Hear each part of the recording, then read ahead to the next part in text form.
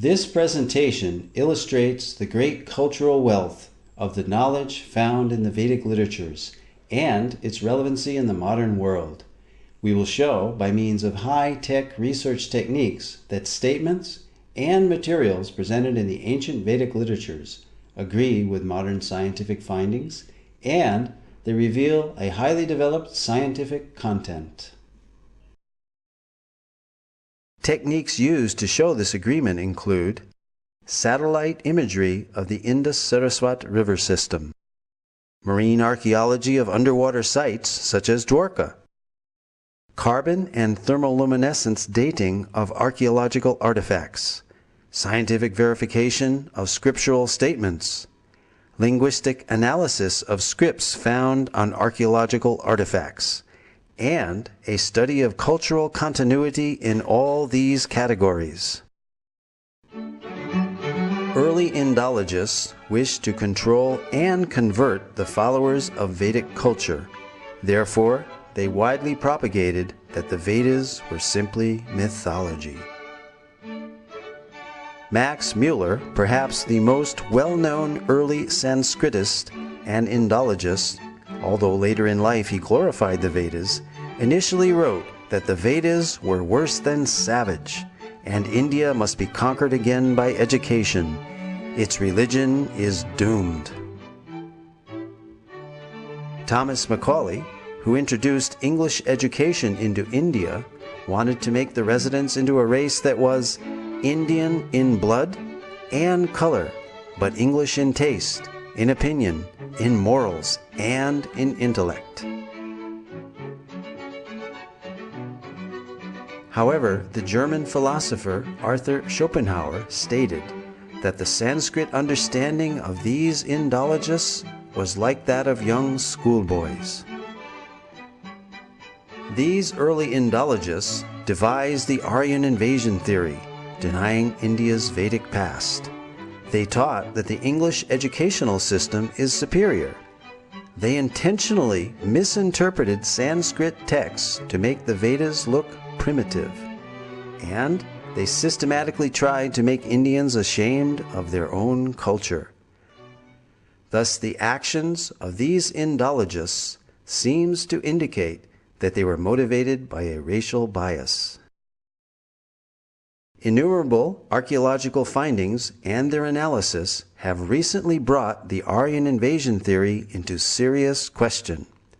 This theory is still taught as fact in many educational systems despite much contrary evidence. The Aryan invasion theory is that the Vedic Aryans entered India between 1500 and 1200 BCE. They conquered the native Dravidian culture by virtue of their superiority due to their horses and iron weapons.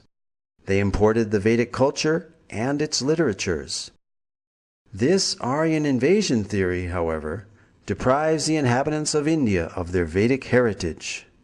The wealth of their culture came from foreign soil.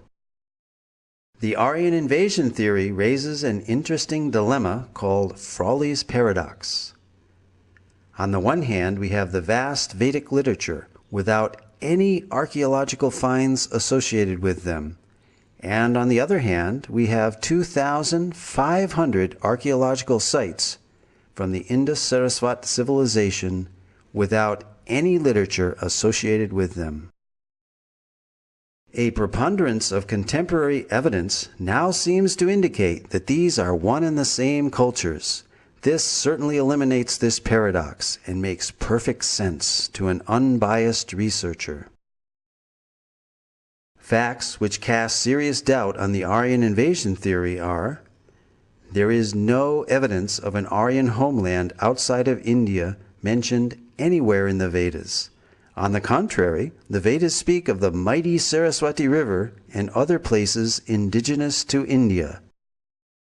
To date, no evidence for a foreign intrusion has been found, neither archaeological, linguistic, cultural, nor genetic. There are more than 2,500 archaeological sites, 2/3 of which are along the recently discovered dried-up Saraswati River bed. These sites show a cultural continuity with the Vedic literature from the early Harappan civilization up to the present-day India. Several independent studies of the drying up of the Saraswati riverbed all indicate the same time period of 1900 BCE. The significance of establishing this date for the drying up of the Saraswati River is that it pushes the date for the composition of the Rig Veda back to approximately 3000 BCE as enunciated by the Vedic literature itself. The late dating of the Vedic literatures by Indologists is based on speculated dates of 1500 BCE for the Aryan invasion and 1200 BCE for the Rig Veda, both now disproved by scientific evidence.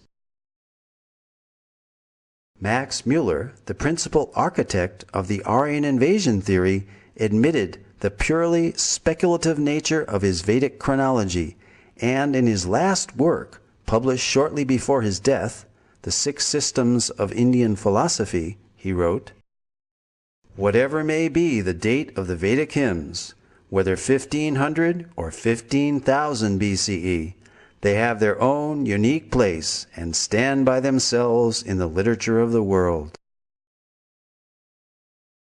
It can be scientifically proven that the Vedic culture is indigenous through archaeology, the study of cultural continuity, by linguistic analysis, and genetic research.